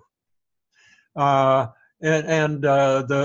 quality of our resources will determine whether ultimately we're going to win the competitive game, be a winner, or at least a survivor, or not. One convenient way to look at resources is to think of them as two different categories. And that's what I've done on this slide. One category is called operands. And operands are passive assets. They don't move around much. They're usually tangible. They could be machinery, factories, instruments. They could be computers. They might even be software. But they stay in one place, and they can be very powerful. In military strategy, military resources include tanks, artillery, aircraft, and thanks to our superior operands, we won Desert Storm. We just overwhelmed Iraq very quickly when it was under Hussein, because our operands were a lot more powerful than the Iraqi army's operands were. Operands like that wouldn't have been much use in Korea, though, would they? I'm sorry, in Vietnam, would they? Where there's jungle and it's just hard to see where you're going and so forth. So we need a different kind of resource there. We need intelligence. We need intellectual assets. And we call those kinds of assets operands. Operands are dynamic. They can move around. You can put them in your head, get on an airplane, and go to another country with them. You can't do that with operands. Operands are skills, expertise, experience, technology in the way of concept rather than physical technology. They can be possessed by individuals. Football players have skills that make them valuable, right? Actors have skills and talents that make them valuable. They have these skills that others don't. Corporations have operands, that is organizational knowledge, and they can learn. Corporations, whole organizations can learn through organizational learning. Once organizations or individuals have operands, it's difficult to duplicate them. Operands, on the other hand, you can see, you can look at and say, wow, he's got a big gun. I better go get a big gun too. And so it's easier to duplicate an operand. While you've got superior operands, you've got a competitive advantage. But it's more often, the very powerful resources come from intellectual assets. And one reason is that operands tend to be those assets which activate and deploy and employ operands. So these are intellectual assets that activate and employ operands, and they tend to be intangible. You can't touch them. One example would be in the Korean War. During the Korean War, that, by the way, it started just about 5 years after the Second World War ended. And here we are in Korea. And the US was defending South Korea, and China was supporting North Korea. And there was an air battle that went on, air war that went on over Korea. And the U.S. Air Force flew the Sabre jet. It was the first of our military jets that was used in large numbers, and it was essentially a flying vacuum machine. If you've ever seen a picture of it, it's got a great big hole in the nose, and it just sort of sucked in air, compressed it, and blew it out the back, and the airplane was pushed forward. The pilots who flew these things weren't sophisticated in the kind of technology that are in jet aircraft today. After all, they were used to flying propeller airplanes. But our Sabre jets flew faster than Russian MiGs, which were supplied to the Chinese. And so the Chinese were flying Russian MiGs that didn't go as high or as fast as our Sabre jets. So we had air superiority. And it came to pass during the Korean War that good old American ingenuity modified our Sabre jets so that they had more automated functions in them. And these functions began to take over tasks that the pilot was used to doing. And the plane would do it for him. So that presumably made the aircraft more efficient. It relied less on the skill of the pilot. And the result of that improvement in Sabre jets was that we began to lose dogfights, and some of our air superiority was lost. What was going on there? We've got a better airplane, but we're losing battles in the air. And you may have already guessed it. The pilots were Second World War pilots. They were used to flying propeller-driven airplanes. And there was a mismatch between the operand, the airplane, and the operant, the pilot's skill. And how was this problem solved? Not the engineers. They didn't solve it. The pilots did. They went out to the flight line and disconnected all that modern gizmo stuff and went back up into the air and flew the pilots manually and regained air superiority with their skill and that fast operand, the Sabre jet. And so we have a little lesson here. Operands have to be well suited to operands. Same thing happened during Y2K. A number of companies, when we moved from the 1990s to the 2000s, there was a fear that many computers would not be able to handle that change, that their internal clocks wouldn't keep up. So many companies invested in whole new computer systems. If they had to change their computers, they might as well get a whole new computer system and get the latest and the greatest technology. And one of the companies that I dealt with actually did that. And the result was that, and this was an international company, and they had order entry systems all over the world, plants all over the world, systems that took the order for a product and translated it into its recipe for the components that had to be put into this product and its process of manufacturing. And so the orders came in through the order entry system. They went through this recipe system. They got allocated to various plants, and the orders went to the manufacturing floor where the product was made.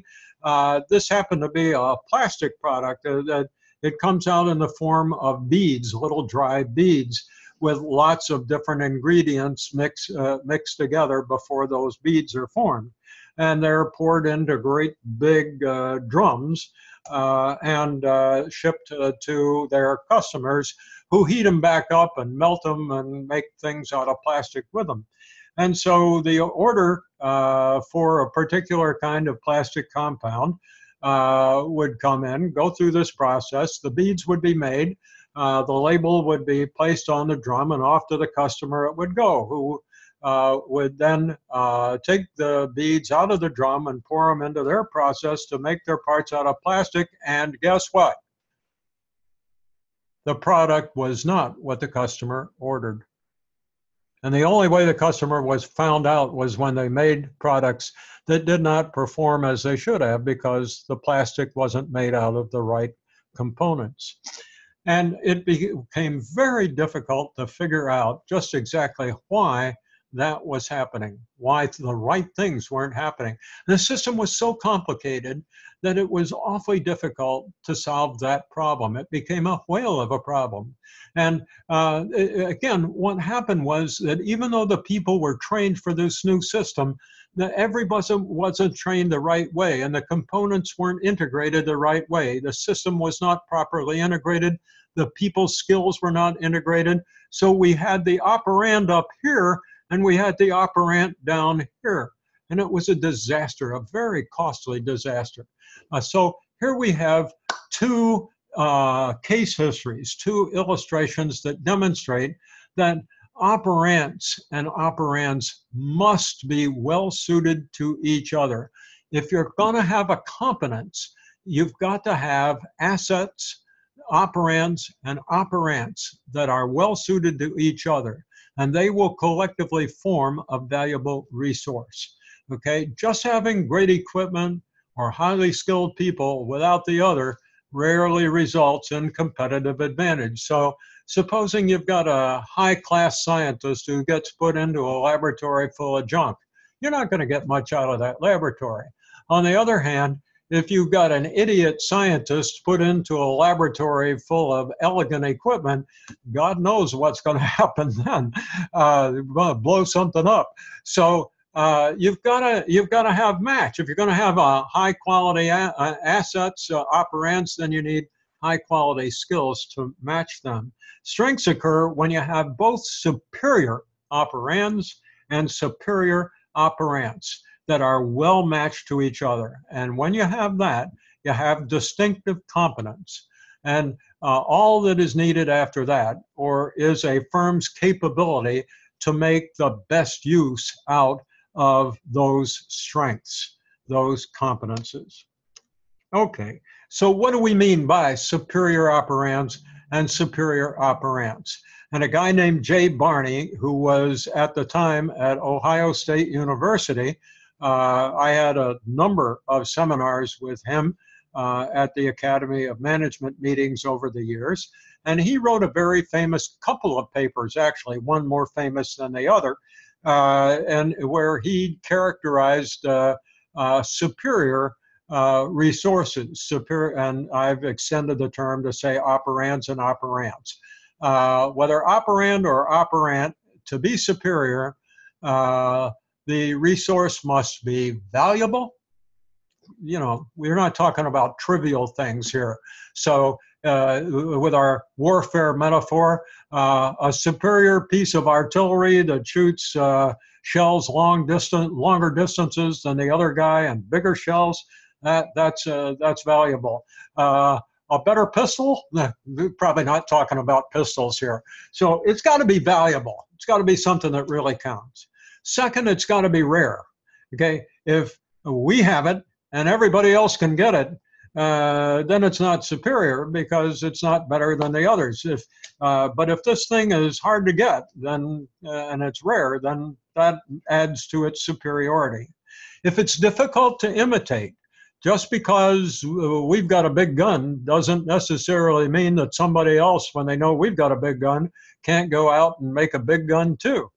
But if it's difficult to imitate this capability, and by the way, it's most difficult to imitate intellectual assets, that is to say, operants.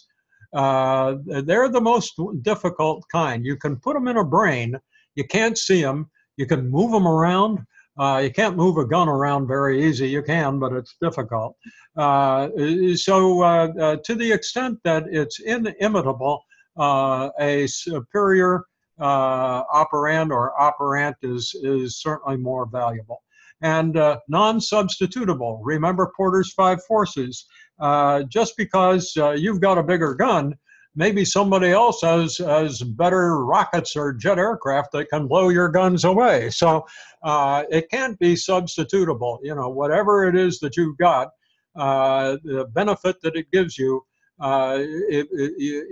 it's a superior operand or operant if there isn't another resource that can provide your competition or your rival with the same benefit. So if you've got superior operands and operants that are well matched, then you've got distinctive competence, and that will enable you to have competitive advantage and win in competition. Well, that concludes my remarks on functional capabilities and ideas for you to use in looking at and assessing capabilities of your firm as compared to its rivals. Now, the last part of capabilities analysis has to be a financial analysis. And I'm going to show you now some graphs that were done by a team that analyzed Boeing. These graphs were very useful in not answering the questions about what Boeing's strengths and weaknesses were, but asking the question, not answering the questions, but asking the questions. Why is it that this happened, that happened, and so forth? So when we do financial analysis, we like to make graphs in order to point to questions that then need to be answered by more fundamental analysis. What you can see in this slide right away is that for some reason in 2008 and 9, Boeing's operating profit margin declined. Why was that? Well, we know a recession occurred then. So probably the answer was that airlines set back their orders. That might have been the case. It turns out there was more to it than that. But what we have right now is, among other things, why are what is it that makes sales go up and down, in that sawtooth pattern? But the more important question in this chart is, in this slide is, why is it that our profit margins went down? When we look at long-term debt, we see something else going on in 2009. The new Dreamliner, the 787, was being launched, and it was launched very, very late, something like 5 years after it was originally intended to be launched. And there was delay after delay after delay. The result was that the contracts that airlines gave to Boeing to buy this new generation aircraft had penalty clauses. If the aircraft wasn't delivered on time, then for every month that it was delayed, there would be an additional charge. And these penalty payments from the penalty clauses of these contracts mounted up over these many years. Boeing had one hell of a time bringing this airplane out. And as a result, the penalty payments really piled up. And Boeing had to take long-term debt to complete development of its new aircraft.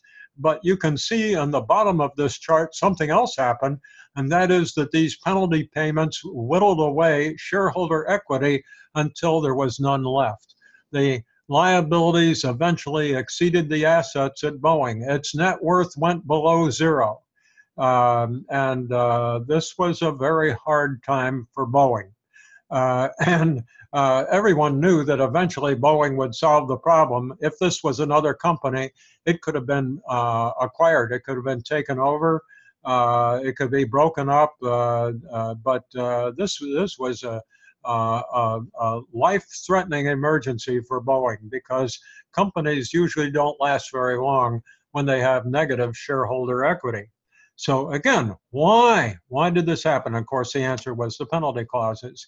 Now, as a result of all these things happening, the rate of return on equity, as soon as they started to make a profit on very low or negative equity, any profit at all would make the return on equity very high, right? Any profit divided by no shareholders' equity would be a pretty high rate of return. So you can see the first year when they were coming out of it, the return on equity was 140%.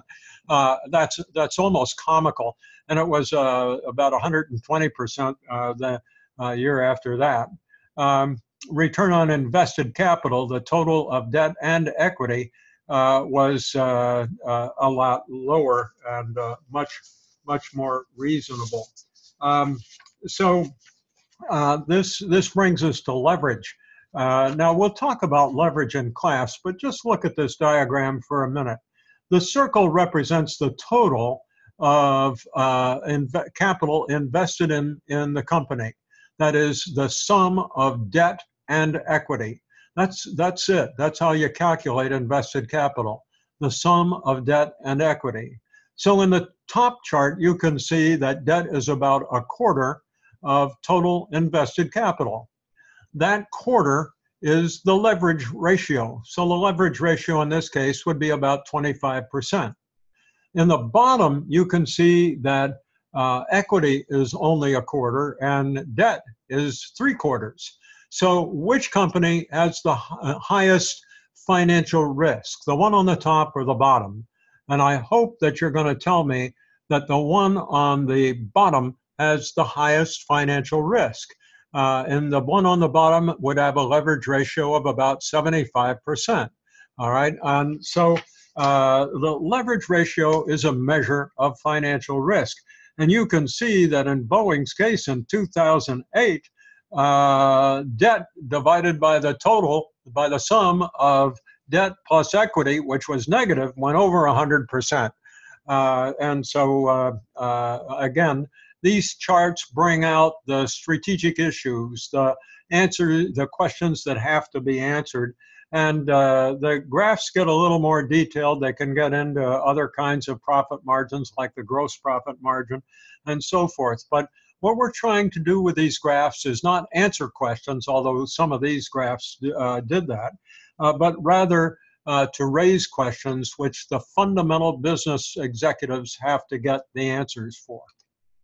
All right, so there were conclusions then that were drawn by this team based upon these financial trends. The next thing later on, the financial guys on this team had to do was extend those trends forward to identify goals that they thought would be appropriate for Boeing. You can see that they started with the estimate for the actual results for 2011. They did this analysis, I imagine, in 2012. And so if we add 5 years to 2011, we get the year that we're going to set financial goals for. And so the goal for 2016 that these guys came up with on this team was about $91 billion. And you can see that they established objectives for profit margin, operating margin, return on investment, return on equity, debt equity, and leverage. And you can see that they targeted leverage coming down. Notice something else, and that is the far right-hand column. You can see that the dollar changes, the amount of change from 2011 to 2016. It can be expressed in dollar amounts and also a percent. But when we take the operating margin, return on investment, return on equity, and the leverage rate, those are percentages, right? And you can't take a percent of a percent. So when you've calculated the change in the percent as percentage points, you're all done. You don't put a percent of a percent in the far right-hand column. You simply deal in percentage points. Okay, and again, graphs were prepared to show what this team thought Boeing's financial results would look like when those goals were being accomplished over 5 years.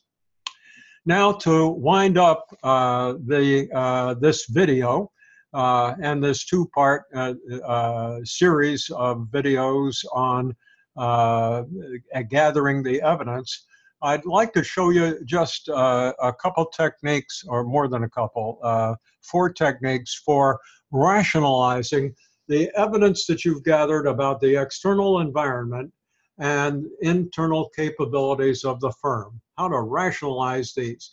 And these techniques are the stepping stone into forming strategy. With these techniques, we see how to bring that fit together to find out where there is potential agreement between capabilities and what's going on outside the firm.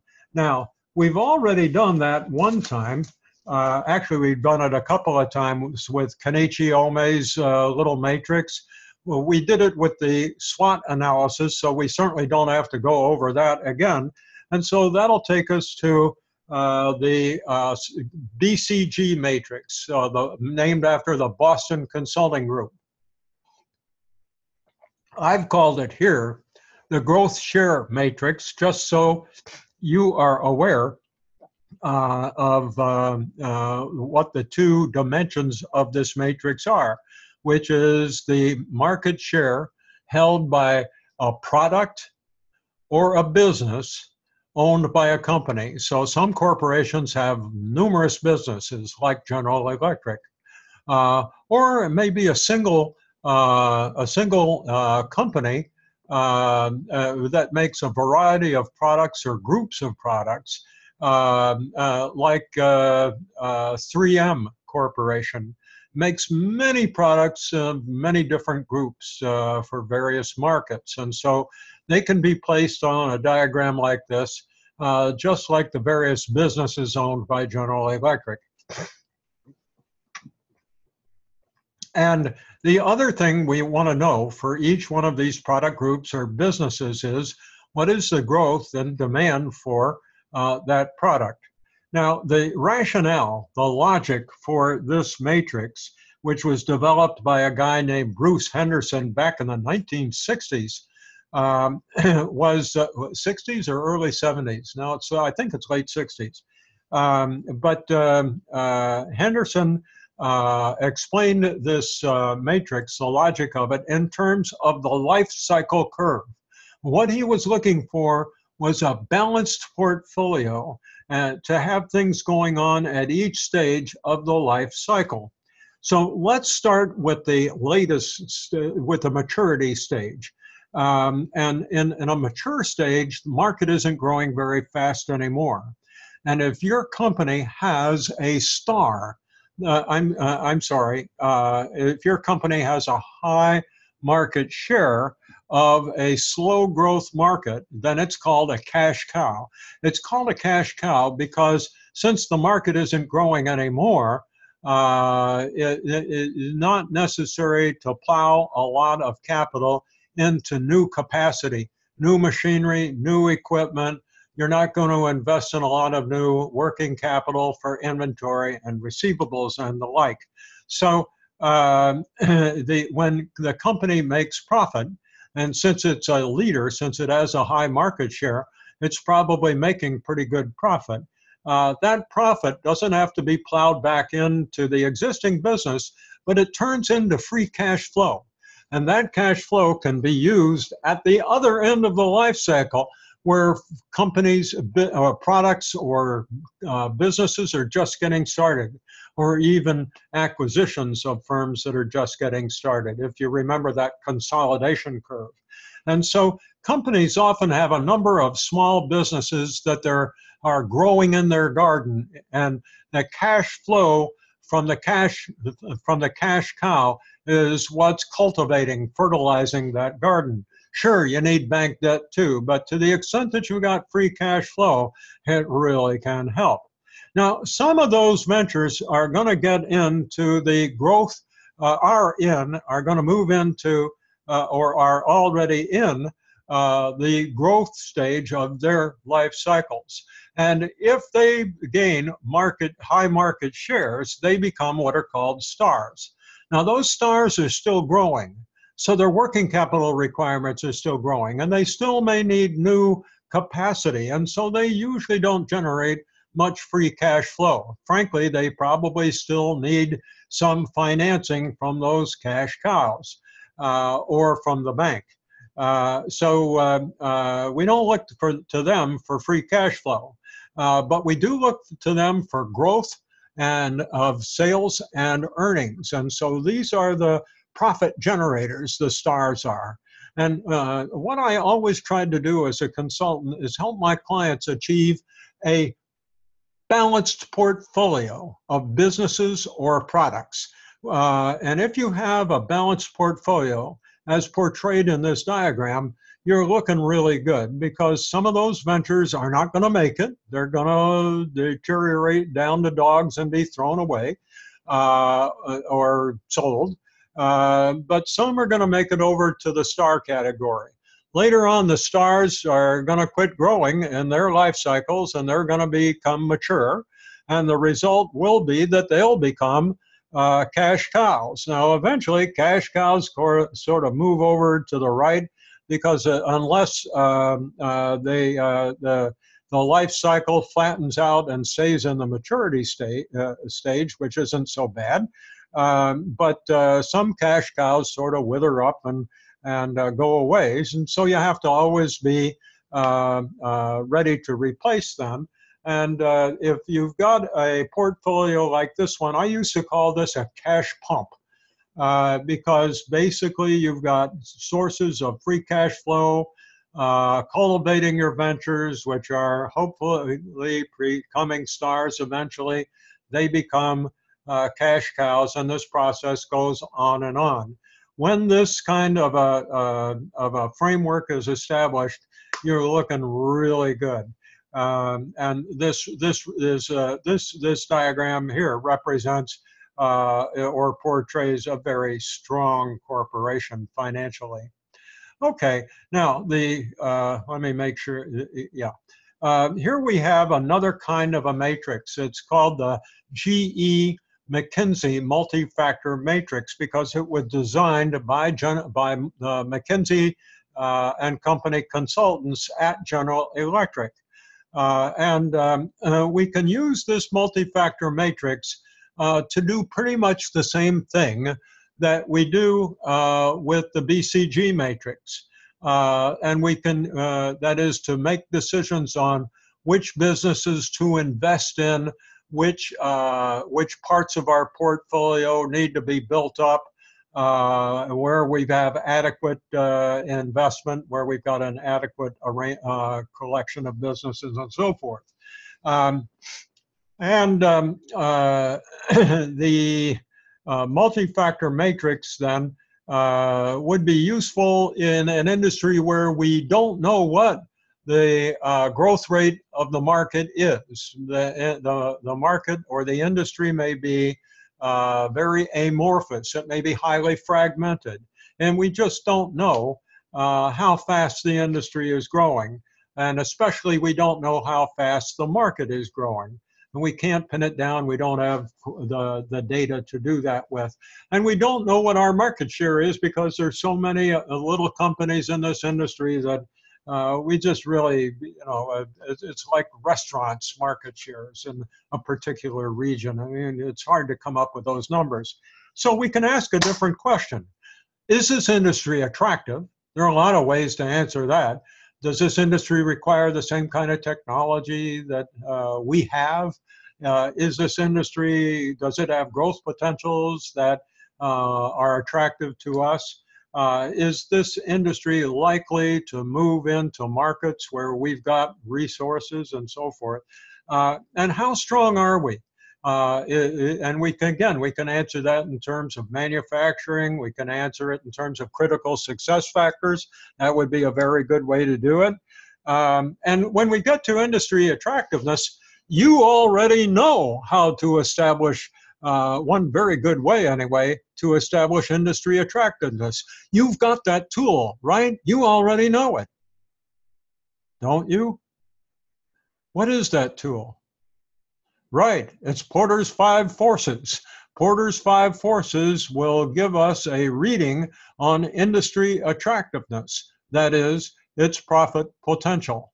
And so here we have one excellent way to identify industry attractiveness using Porter's Five Forces. And then we're left to our own devices to come up with our strength, maybe critical success factors and how well we do in them. And then the circles will be placed on this matrix. The bigger the circle, the bigger the business in terms of assets or sales. Obviously, what we really want to do is have strong businesses and attractive industries, and we want to invest in those businesses, even if we are strong in an industry with average attractiveness. We'll usually invest in it. If our business strength isn't strong, but it's not weak, and the industry is attractive, we'll invest in it too, with different objectives in all three of those cells of the matrix.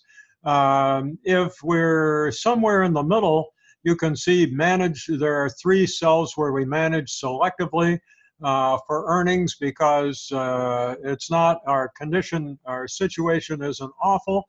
On the other hand, it's not great. We might manage for cash flow. Alternatively, we might just, in the case where we're weak in an attractive industry, we might see if we can change our business model and get new technology. But sometimes the better part of valor is simply, since it's an attractive industry, go ahead and take advantage of that, but don't get overexcited about it. And then when we don't, when we are in the lower right-hand corner of this matrix, the prospects aren't as attractive. This is called the multi-factor matrix, and it is used quite often. Not as often as the BCG matrix, but that's because people don't understand how to use it as well as they should. This can be a very useful matrix, and I encourage you, when you're doing your project, to consider it. You must use this one because it's so popular. I want you to get practice in it, and I think it'll really help you to assess the portfolio of products and businesses. But don't be afraid to take a look at that one either. Here is essentially the multi-factor matrix with a new identity. It's called the directional policy matrix. Again, but now we're saying, what is the future attractiveness of this industry? So this may be an industry that's early in its life cycle. This may be something speculative. It may be something that we know is going to happen and we know is going to grow. But it's, and what's a good example? Self-driving cars. Cars that are run without internal combustion engine. Maybe it's the hybrid car. And so then you ask yourself, what's our performance potential here? What is the likelihood that we will be able to have superior functional capabilities in this industry when the time comes? Take the case of Toyota's hybrid car, for instance, the Prius. Toyota designed that Prius long before it came to market. And that Prius concept came out of Toyota's reasoning that fuel prices were rising and that eventually petroleum would become scarce because it's a tangible, fungible, it's a tangible resource. It's a finite resource. And that eventually cars were going to have to be powered by batteries, by electricity. But to go immediately from internal combustion engines to batteries, it just, we don't have service stations all over the map with battery rechargers. And the market and society just wasn't ready for that yet. But society was ready for more fuel-efficient cars. And so eventually Toyota came up, as did Honda, with the idea of a hybrid car. And then they had to ask the question, what capabilities will be required to meet that need to produce that kind of a car? And it was only when they figured out what those capabilities were that they began to produce prototypes. Then they launched the first version of the Prius. And they didn't bring that to the United States, and they lost money on that car, the first generation. Second generation broke even. The third generation made good profit. So that's an illustration of how this directional policy matrix could stimulate the thinking to develop businesses for the future. I've used this matrix and I've put it in companies, and it's a very productive device. But you've got to have people using it who can think in terms of the future. And finally, this diagram. This is the last diagram in this video.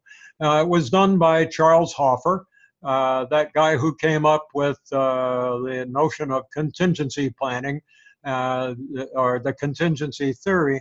Remember, at different stages of a company's life, of an industry's life cycle, strategy priorities will differ.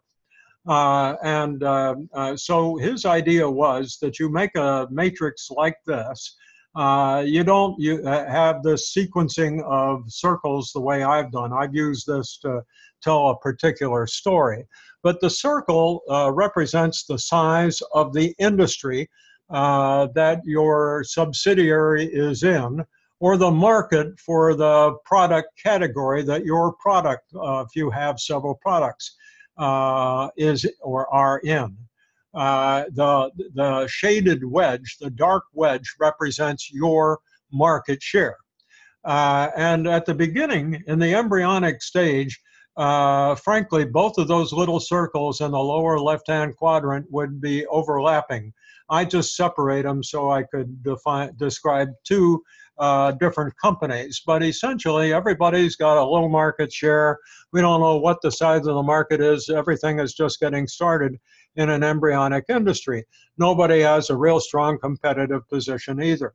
Over time, the company that's going to become the winner gets better at doing this thing than the other company does, but they both have a relatively low share. The industry is larger though, and so in the growth stage, the size of the circle gets larger. In the shakeout stage, the industry is still growing, but there's a shakeout. There's been a market turbulence, and a number of companies leave. In the case of the loser, this is a loser that survives, and so its market share actually goes up because it picks up some of the sales of the companies that fall away. The winner picks up more, and so its market share goes up more than the loser's market share. But at this point, stock market analysts start to look at the loser and say, wow, you know, its price, the price of the stock of this company isn't as high as that other one that has the larger market share. If they do things right, they could catch up with that winner, and we'd have a good value for stock purchase here. And then time goes on to maturity. And you can see that the industry is as large as it's going to get. And during the shakeout, more companies fall away, and the winner's market share becomes 50%, and the loser in the larger industry again picks up some market share. And so the stock market analyst said, boy, look at that, they're growing too, and they're, you know, they may not be as big and successful as the winner, but in terms of an investment, you know, it's a great value. And of course, these analysts are fooling themselves, because then if the industry goes in decline, or if the maturity stage lasts much longer, what's going to happen is that the strong capabilities of the winner will overwhelm those of the remaining few companies, including the one beneath it. And you can see in the decline, finally, the truth is told. The loser really does become the loser. The winner eats up more market share, and there's no question which company has won this battle between these two rivals. So this product market evolution matrix, Hoffer recommended, because if you've got a portfolio of products at different stages of their life cycles, then you can place them on this grid and identify how strong they are, at which stage of their life cycle they're at, what their market share is. And of course, what you'd like to have is as many with strong capabilities as possible. And certainly as you're moving into later stages of the life cycle, you don't want any with weak capabilities and low market share. So you either have to fix them or say goodbye to them. So this is simply another matrix.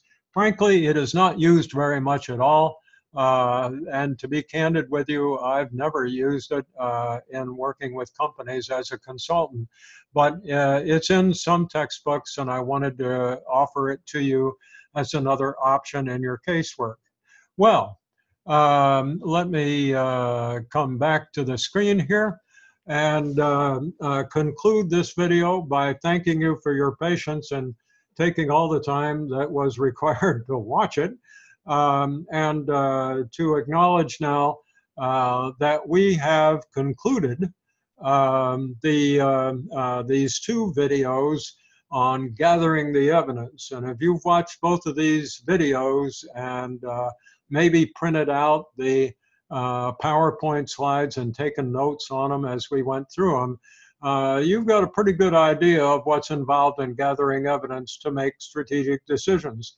So when we move into the next stage of this course, we'll actually talk about those strategic decisions, how goals, strategic objectives, and strategies themselves are selected from alternatives. But for now, I think you'll agree that we've probably had enough. And so if I can find the right button here, I'll say goodbye to you and stop this recording. Goodbye.